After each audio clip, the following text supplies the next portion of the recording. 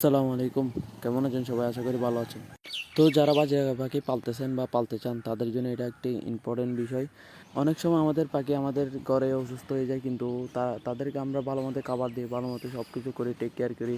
তো আমি আপনাদেরকে এই কাজটা করতে বলবো। এই কাজটা করলে 50% অসুস্থতা থেকে আপনারা বাঁচতে পারবেন বাজিকার পাখির। তো এখানে আমরা প্রতিদিন সকালে এটা মানে আপনারা যেগুলো খাবার দেন, তারপর যেগুলো পানি দেন, এগুলো সব পরিষ্কার করতে হবে।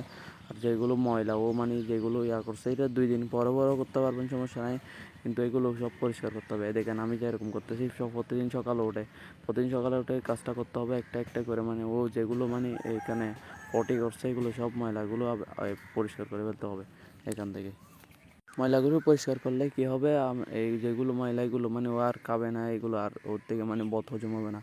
ময়লাগুলো পরিষ্কার করার পর বাটিটা হাতে নিয়ে একটু করে লাড়াচাড়া করে দেখবেন এখানে ওই ওর খাবার খেয়ে কতগুলো অবশিষ্ট সিল্কা থেকে যায়, এগুলো একটু ফু দিয়ে ফেলে দিবেন। তারপর দিয়ে ওইখানে আবার এখন এরবেন। তারপর প্রতিদিন 2বার করে চেঞ্জ করতে হবে, একবার সকাল একবার বিকাল, 2বার করে চেঞ্জ করবেন।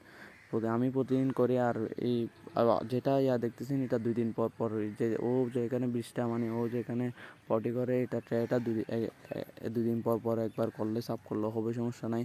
কিন্তু আমি সকালে উঠে প্রতিদিন করে ফেলি, কারণ সেফটি ফার্স্ট থাকতে হবে। বাজরিগার পাখির একটা বাজে অভ্যাস, একটু খাবার নষ্ট করা। দেখছেন কতগুলো খাবার নষ্ট করছে।